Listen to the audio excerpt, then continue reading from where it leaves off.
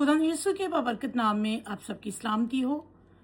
आज हम देखेंगे यिर्मयाह नबी का सहीफा और उसका 9 बाब और उसकी 3, 4 और 5 आयत में आपके सामने पढ़ूंगी।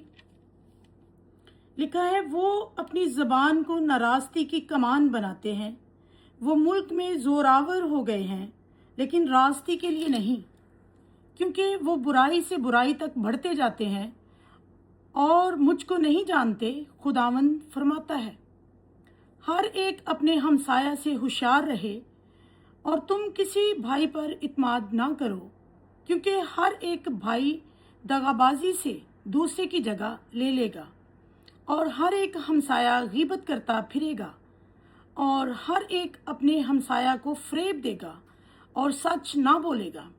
उन्होंने अपनी जुबान को झूठ बोलना सिखाया है और बदकिरदारी में जांफशानी करते हैं। तो मेरे अजीजों, कोई ऐसी बात या कोई ऐसा क्वेश्चन नहीं है जिसका आंसर हमें बाइबल में से नहीं मिलता। हमारे हर एक मसले का हल इस बाइबल में मौजूद है। हमारे हर एक क्वेश्चन का आंसर इस बाइबल में मौजूद है, बशर्ते कि हम इसको पढ़ें। अब क्या लिखा है? वो अपनी जुबान को नाराज़गी की कमान बनाते हैं, वो मुल्क में जोरावर हो गए हैं लेकिन रास्ते के लिए नहीं। तो क्या चल रहा है आजकल? ये पूरी दुनिया में देख लें, नाराज़गी ही नाराज़गी आपको नजर आती है, आपको बेइंसाफी ही नजर आती है, हर शोबा के अंदर, हर एक जगह पे। और लिखा है कि वो मुल्क में जोरावर हो गए हैं। अगर किसी मुल्क में नाइंसाफी इस हद तक बढ़ जाती है तो लिखा है कि वो अपने मुल्क में जोरावर हो जाते हैं लेकिन रास्ते के लिए नहीं। आगे सुने, क्योंकि वो बुराई से बुराई तक बढ़ते जाते हैं। तो हम देखते हैं कि पाकिस्तान में बुराई के अलावा हमें कुछ नजर नहीं आता। तो ये सब कुछ ट्रू और सच्चाई है और यही कुछ होता हमें नजर आ रहा है। कुछ ना कुछ अच्छा होने की बजाय कुछ ना कुछ बुरा ही हमें मिलता है। तो ये क्या है? ये खुदा के कलाम के मुंह की बातें हैं जो पूरी हो रही हैं और हम सब देख रहे हैं। लेकिन खुदा क्या कहता है? खुदा कहते हैं वो मुझको नहीं जानते। खुदावंद फरमाता है कि वो अगरचे जोरावर हो रहे हैं लेकिन रास्ते के लिए नहीं, वो बुराई के लिए बढ़ते जाते हैं। और खुदावंद कहता है वो मुझे नहीं जानते। इसलिए ऐसा है कि वो मेरे से नावाकिफ हैं, मेरा डर और खौफ उनकी जिंदगियों में नहीं है। खुदावंद साफ कह रहे हैं कि वो मुझको नहीं जानते। खुदावंद का ये फरमान है। और आगे नसीहतें सुन लो जो खुदावंद का कलाम हमें कर रहा है।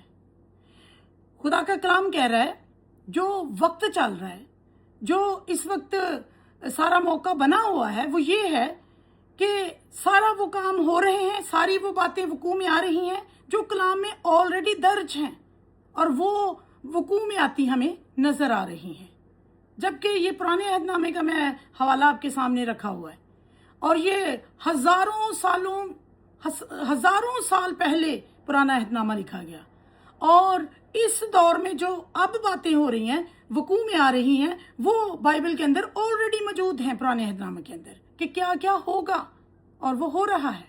लिखा है, हर एक अपने हमसाया से होशियार रहे और तुम किसी भाई पर इत्माद ना करो, क्योंकि हर एक भाई दगाबाजी से दूसरे की जगह ले लेगा। तो यही तो हो रहा है।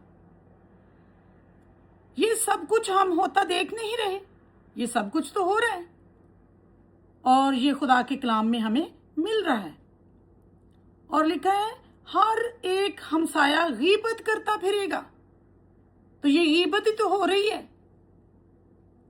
गीबत करके, ऐसे मशवरे करके, ऐसे कानून बनाए जाते हैं जो लोगों को, जो अवाम को परेशान करते हैं।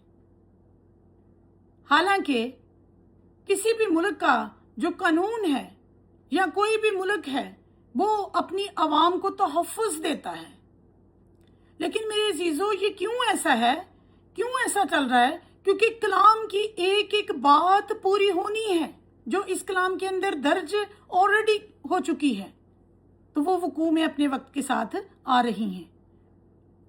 لکھا ہے ہر ایک ہمسایہ، ہر ایک اپنے ہمسائے کو فریب دے گا اور سچ نہ بولے گا. تو یہی تو چل رہا ہے، یہی تو ہو رہا ہے.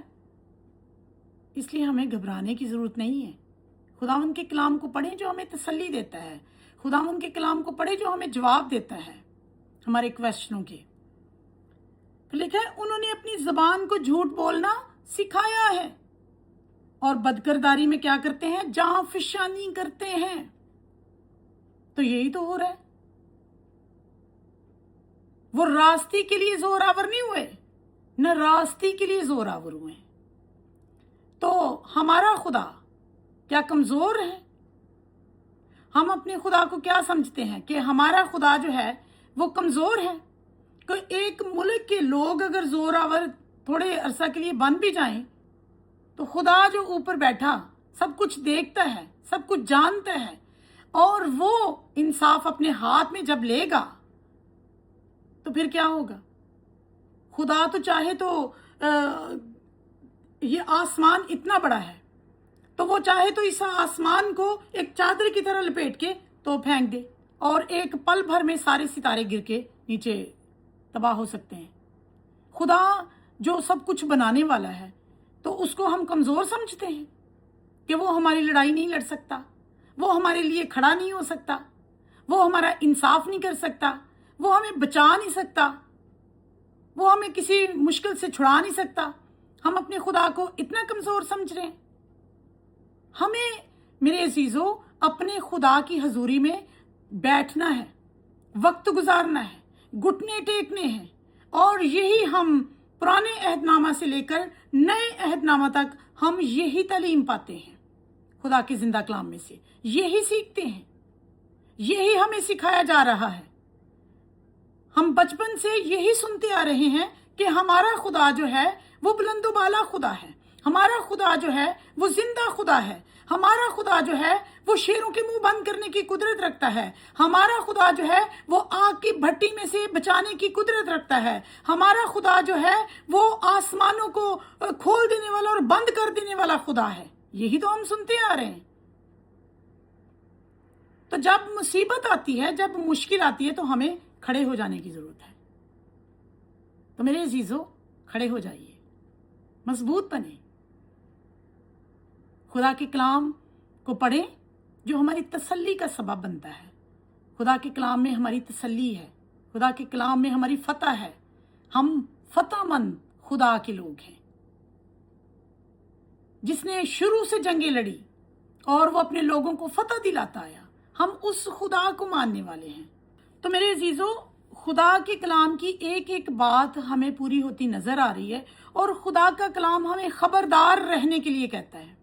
ہمیں خبردار رہنا ہے، ہم نے عقل اور دانائی سے چلنا ہے. خدا سے حکمت اور دانائی مانگے، اپنے ہمساؤں سے ہوشیار ہو جائیں، اپنے ارد گرد کے لوگوں سے ہوشیار ہمیں ہونے کی ضرورت ہے، خبردار ہونے کی ضرورت ہے، الرٹ ہونے کی ضرورت ہے. خداوند کے کلام میں لکھا ہے کہ ابلیس کو موقع نہ دو. ہم کسی بھی طرح ابلیس کو موقع نہ دیں، ہم الرٹ ہو جائیں، ہم اپنے خدا کی طرف متوجہ ہوں اور ان سارے معجزوں کی طرف دھیان لگائیں جو خدا شروع سے کرتا آیا ہے. اس نے لال سمندر کو 2 حصے کر دیا. کیا کوئی کر سکتا ہے؟ کیا ایسا خدا اس دنیا میں ہمیں خدا کے علاوہ اور کوئی نظر آتا ہے جو ایسا کام کرے، جو ایسا بڑا معجزہ کرے، جو 4 دن کے مردوں کو زندہ کرنے کی قدرت رکھتا ہے ایک ہی دفعہ کہنے سے؟ میرے عزیزو ایمان میں کھڑے ہو جائیں اور خداوند کے کلام کو پڑھیں جس میں ہمیں تسلی ملتی ہے، جس میں ہمیں دلیری ملتی ہے، جس میں ہمیں قوت ملتی ہے. وقت گزاریں خدا کے ساتھ، روزوں میں ٹھہریں. یہ دن ہے، یہ وقت ہے کہ ہم دعاؤں میں ٹھہریں، روزوں میں ٹھہریں، گریزاری کریں، خاکساری کریں. خدا کے کلام میں لکھا ہے کہ اگر خاک سر بن کر تم میرے دیدار کے طالب ہو جاؤ، میری حضوری میں جھک جاؤ، تو میں آسمان سے سن کر تمہیں جواب دوں گا اور تمہارے ملک کو بھی بحال کر دوں گا۔ تو اپنے ملک کے حاکموں کے لیے ہمیں دعا کرنے کی ضرورت ہے تاکہ خدا ان کی سوچوں کو بدلے، ان کے خیالوں کو بدلے۔ میرے عزیزو، ہمارا خدا وہ خدا ہے جو چیزوں کو پل بھر میں تبدیل کر دینے والا ہے۔ وہ لوگوں کی سوچوں کو، بادشاہوں کی سوچوں کو تبدیل کرنے والا خدا ہے۔ ہمارا خدا معمولی خدا نہیں ہے، وہ آسمانوں اور زمینوں کا خالق اور مالک ہے، بنانے والا ہے، رچنے والا ہے۔ ہمیں گھٹنوں کے بل ہونا ہوگا، ہمیں اپنے گھروں میں دعائیہ مذہبیں بنانے کی ضرورت ہے میرے عزیزو، خدا کے جلال کو دیکھنے کے لیے، خدا کے کمال کو دیکھنے کے لیے۔ وہ جو شروع سے جلالی کام کرتا آیا ہے وہ آج بھی جلالی کام کرنے کی قدرت رکھتا ہے۔ یہ نہیں ہے کہ آج اس سے نہیں ہو سکتے، آج بھی وہ سب کچھ کرنے کی قدرت رکھتا ہے۔ وہ یکساں رہنے والا خدا ہے، وہ کبھی بھی بدلتا نہیں اور نہ ہی اس کا کلام بدلتا ہے۔ جو کہتے ہیں کہ اس کا کلام بدل گیا، وہ کہتے جائیں، ان کے کہنے سے خدا کا کلام بدل جائے گا؟ اگر خدا نہیں بدلتا تو اس کا کلام کیسے بدل سکتا ہے؟ اس کا کلام بھی یکساں ہے، ہر وقت، ہر گھڑی، ہر لمحہ، ہر پل اس کا کلام یکساں رہتا ہے اور یکساں ہی کام کرتا ہے۔ اس لیے میرے بہنوں، میرے بھائیوں، اٹھ کھڑے ہوں اور خبردار ہو جائیے۔ ہمیں خبردار ہونے کے لیے خدا کا کلام کہتا ہے۔ اپنے ہمساؤں سے، اپنے ارد گرد کے لوگوں سے عقل مندی سے چلیں، ہوشیاری سے چلیں اور خدا کے کلام کو ساتھ لے کر چلیں۔ خداوند اس کلام کے وسیلہ سے آپ سب کو برکت دے، آمین۔